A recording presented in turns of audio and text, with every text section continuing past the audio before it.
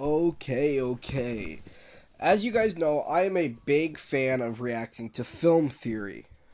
So much that there is a lot of videos reacting to film theory here on the channel. Such as me reacting to the Death Note film theory video. Me reacting to trying to remember. I think I reacted to the Kung Fu Panda one, and I also reacted to the My Hero Academia one. Now I'm reacting to a cyberpunk anime one. This is the dark plot to hack your mind. So let's get right into this. This video was sponsored by Dislight. Night City. His video was sponsored by Dislight. By the way, big shout out to Dislight, but this video is not sponsored. City of Dreams. But under the surface, it's a nightmare. Past the megacorps, the gangs, the crime, there's a conspiracy built to drive you insane. One word of warning, friends. Don't trust everything you see. Hello, Internet. Welcome to Film Theory. Hello, Internet. Welcome to Film Theory. I love you, Matt. I have nothing against Lee, but I miss Matt so often. But I understand he had to retire. The show that really wants to stay at your house. Okay, I can make that a little bit louder. I don't know why. Today we're talking about an urban cityscape coated in neon and sprinkled with characters oozing so much swag that I know they're too cool to hang out with me. Cyberpunk 2077. Scratch that. Today we're actually talking about two of these worlds because our sponsor for today's video is Dislight, the free turn-based gacha RPG for iOS and Android, all about people awakening divine powers in a super stylish sci-fi setting. Okay. Alright. Not just a cool rave aesthetic that connects these worlds, just like Cyberpunk is all about awakening your powers using augmentation in Alright. Shout out to Dislight, like I said, but I have been very interested in Dislight on the channel, and I might go into it, but kind of like the cyber psychos that we're going to be meeting today in the world of Cyberpunk. Maybe these two worlds are more connected than I thought. Connected universe theory, perhaps? Neon lights, godlike powers, pumping music, rebelling against corrupted systems and shadowy organizations? Check, and check. Episode for another day, perhaps. TLDR, if you like Cyberpunk, Dislight is going to be your jam. And bonus, in the world of Dislight, the powers that be aren't trying to turn you into a crazy mind-controlled pawn for the government, which... Okay. Alright. Crazy mind-controlled pawn for the government, which segues nicely into Cyberpunk. Jesus, bro has the longest sponsor ads. Our theory for today. In case you somehow missed the Keanu Reeves level hype around Cyberpunk, this was a video game that, unlike Dislike, didn't exactly have itself the smoothest launch. please accept my apologies for the confusion. Yup. Yeah, despite the fantastic writing, art, and gameplay, the greedy corpos at the head of the company definitely pushed this thing out the door a couple years before it was ready. And though the devs certainly kept polishing it over the years, Cyberpunk 2077 looked to go down in history as a cautionary tale against releasing games early. Or at least, that was the case until the release of the Netflix anime Cyberpunk Edge Runners. Yep. So then, this is titled Cyberpunk? Weird. Edge Runners is incredible, following the tragic love story of mercenaries David and Lucy as they descend into the underbelly of Night City, a capitalist dystopia run by megacorporations. It is no exaggeration to say that this anime single-handedly saved the brand, with 2077 selling millions of additional copies in its wake. Yeah. That's true. Though, are we not going to talk about the PewDiePie Cyberpunk 2077 incident? I remember that so clearly. If y'all know what I'm talking about, comment down below. Online discourse has also completely turned around for the franchise, with people who used to clown on the IP instead saying, "You're breathtaking." It's also the reason why we're talking about Cyberpunk on our film channel, because wow, look at those review scores. To catch you up, Edge Runners follows David Martinez, a teenager forced into the life of a mercenary in Night City. David finds and installs a very dangerous mechanical body modification that speeds up his movement. This so-called cyberware is a big deal, because he definitely shouldn't be able to use this thing. That there is a military-grade piece. Gotta have the ability to handle it. And Chome, that's something you ain't got. Despite this, David adapts well to the implant with no training, spending the rest of the series upgrading his body with more and more cyberware. The show show's central Jesus. conflict then eventually becomes David's struggle against implants, and whether or not his body is gonna reject them all. I feel better in metal than in my own skin. I'm built different. I just... Why is all of this such a big deal? Well, when someone's body can't handle I'm sorry, the I'm built different.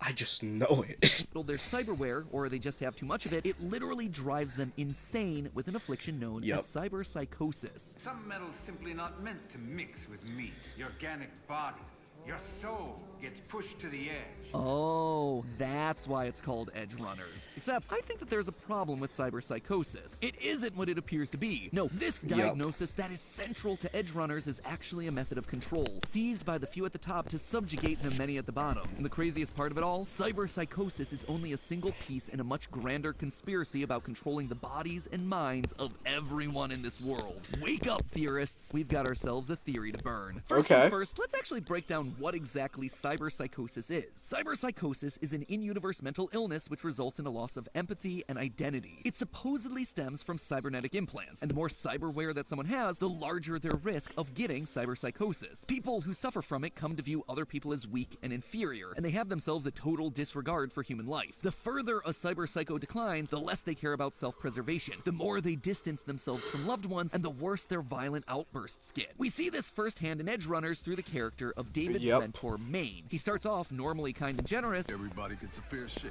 Only way I operate. But then he starts treating his crew as worthless. All right, huh, kid? Most interestingly of all, though, cyberpsychos start identifying with machines more than humans, something that we actually see visually in Edge Runners as David starts hallucinating mechanical parts growing out of the people around him. Basically, if you have cyberpsychosis, you're a dead man walking. But here's the thing. Well, cyberpsychosis is a serious problem in Yeah, clearly. I haven't watched Edge Runners in a good minute, but clearly, bro. World, what we actually see from the series doesn't line up with what we're told about this diagnosis. Firstly, it doesn't really seem to affect everyone equally. Obviously, David's unique in that he has incredible tolerance to cyberware. Well, your affinity for cyberware is nuts. But a ton of the characters in Edge Runners have massive parts of their body replaced with no psychotic effects at all. Plus, we have ourselves V, the playable character from Cyberpunk 2077. He can get completely decked out in implants from head to toe, but is never once considered to be in danger of going crazy and becoming a cyber psycho. But okay, so what if someone does go cyber psycho? Well, it's not the end-all be-all death sentence that everyone makes it out to be. A full third of Maelstrom, a cultist gang obsessed with cyberware implants, are cyber psychos, and they're not actively burning Night City down. Some cyber psychos are even friendly. Meanwhile, every member of MaxTac, the universe's equivalent of a SWAT team, is a cyber psycho. Literally all of them. As the Shard puts it, quote, the same people who butchered innocents in the streets just a month, a week, a day earlier are now knights in shining armor. That's crazy. That is crazy. Yeah, I see what it is. A ton of evidence to back all this up. The very first trailer for Cyberpunk 2077 featured a cyber psycho woman being attacked by MaxTac, but she later shows up in a quest from the video game as a member of MaxTac, which references the trailer as a canonical event. They didn't kill her, they recruited her. Furthermore, a computer terminal that you can find in a different quest line describes cyberpsychosis as a, quote, fairly common problem amongst MaxTac. On top of all of that, Atom Smasher, one of the main antagonists of both the anime and the game, has had his body entirely replaced with implants. Heard you went no-ganic, full bore. And yet, despite being sadistic, violent, and having a disregard for human life, I'm the one you're after, ain't I? All the same meat to me. he doesn't display any of the insanity that's associated with cyberpsychosis in the series. In short, despite the show telling us that a cyberpsychosis diagnosis is a death sentence, it just isn't. I suspect the problem here isn't the hardware, but rather it's the software. Well, I think chroming up with too much cyberware is a gateway to getting cyberpsychosis. It's more about getting something into people's minds rather than their bodies. What makes me... Okay, that is smart. They're right. This is planned. This was planned.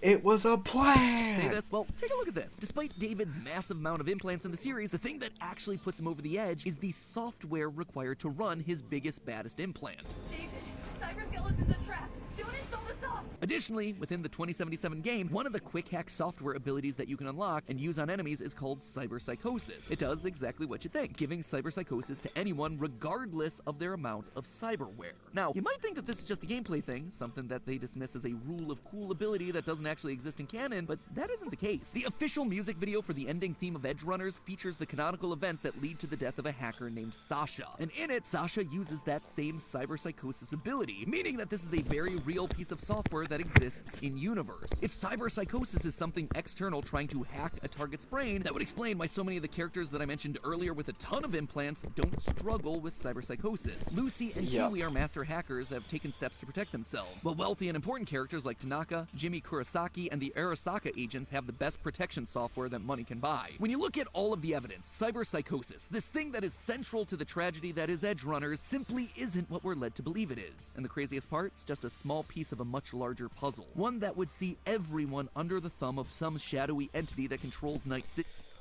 So therefore, basically, cyberpsychosis is literally just... It has nothing to do with the amount of implants. It's literally just... This...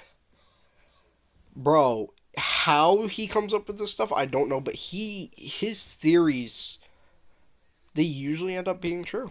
Cyberpsychosis is the most obvious form of this control, but there's far more subtle forms of manipulation that's happening under the surface. What could lead to that sort of power? All roads lead to the Megacorps. Ladies, gentlemen, and punks, it's time to rebel. Very clearly, the Megacorps of Night City are the ones pulling the strings. Literally hacking and controlling people would be the next logical step. But there's a darker agenda here, too, and one that's far more frightening. One of the best questlines in the game involves Night City mayoral candidate Jefferson Peralez and his wife Elizabeth, bringing the player on to solve a mystery. Now, this quest chain is long, so forgive me for summarizing a bit, but here's the gist. They hire the player character V to look into a strange incident that happened in their penthouse. Jefferson wakes up one night to find a stranger in their home. He shoots the stranger and then passes out. But when Jefferson regains consciousness the next morning, the intruder's gone and there's no evidence of a break-in. As you do this quest, you discover a cover-up. It turns out that their private security company has been secretly monitoring them from a secret room, using experimental neuroplasticity technology and subliminal messaging to mess with their minds, to literally rewrite the pathways that are in their brains, altering their thoughts, their memories, and their personalities. What about that? The pollution. Fresh neural links. They're not spying on them, Johnny. They're with their heads. And we're not just talking about simple stuff Yep. like favorite movies or taste in music. Once, I said we should visit his brother's grave, and he told me that he'd been an only child. At the end of the storyline, we can either tell Jefferson the truth or lie to protect his safety. Either way, the manipulation continues. Jefferson goes on to win the election, thereby putting a puppet in control of Night City. Now, obviously, this is going way deeper than just some small-time security company. Another quest in the game involves V recovering a stolen encrypted hard drive which contains an internal memo from one of the Megacorps, Night Corp, detailing secret experiments that they're running on unsuspecting subjects. They've managed to use subliminal messaging to turn one subject described as calm and empathetic into a psychopath that, quote, strangled one of their colleagues over a dispute over coffee. Can't really blame them. I don't like decaf either. But think about this. Corp was able to remotely turn people into rage-filled murderers. Sounds a lot like what we've discussed with cyberpsychosis, doesn't it? And all while using subliminal messaging.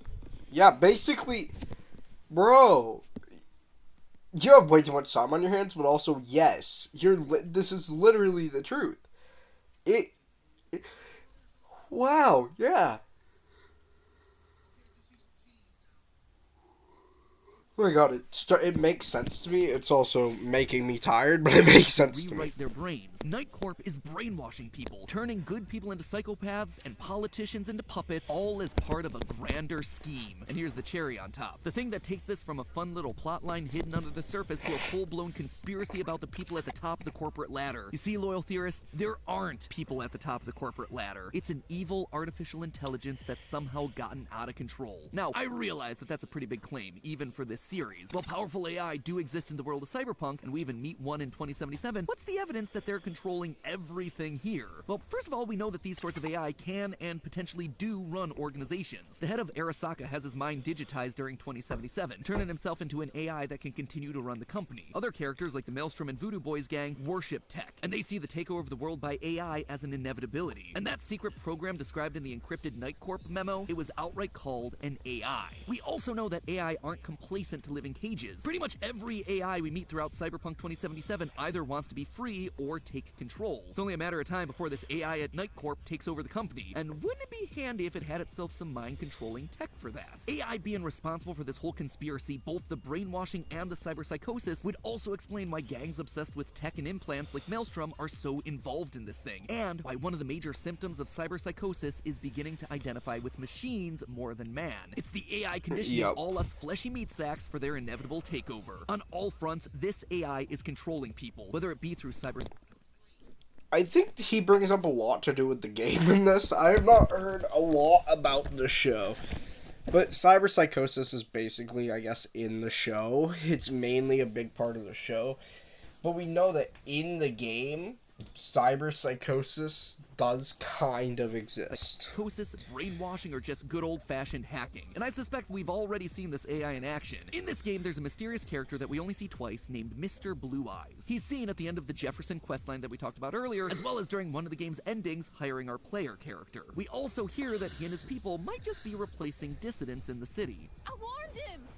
Some black suits came by, blue eyes and all. Look just like he said. Clearly, whoever this guy is, he's powerful, pulling unknown strings that we only catch a glimpse of. But here's why it matters. In the Cyberpunk universe, people's eyes start glowing blue or orange when they're transferring information digitally, or when they're being remotely puppeteered by someone. Or something. So, someone who has glowing blue eyes all the time, enough so that their alias is Mr. Blue Eyes, that means that they're constantly transferring data, constantly being puppeteered. This guy is the literal embodiment of this massive conspiracy, a story that's touched every part of the Cyberpunk IP from Edge Runners to 2077, and I bet that we're going to be seeing a lot more from him in the future. But hey, once again, I'd like to thank the sponsor for today's episode, Dislight. One of the things that made Edge Runners so successful was its incredible art direction. I mean, just look at the breathtaking animation and color palette. Aesthetics can really take something good and turn it into something incredible. And if you like the vibe of Edge Runners, I think we've more than proven to you throughout the episode that the story mode of Dislight is going to be up your alley too. But hey, if you want to do some rebelling of your own and just want to take your favorite espers first, get people interested in learning more. Plus, there's already a ton of content. Check out the game. Thank Dislight for supporting us, which allows us to support other series that you might Shout not out have to heard Dislight, about. And as though. always, That's my friends, until next time, remember, it's all just a theory. A film theory. I feel like it should have been a game theory because of how much he talked about the game, but you know. I guess the theory was built off the show. I understand. Anyways, guys, I will see you all next time.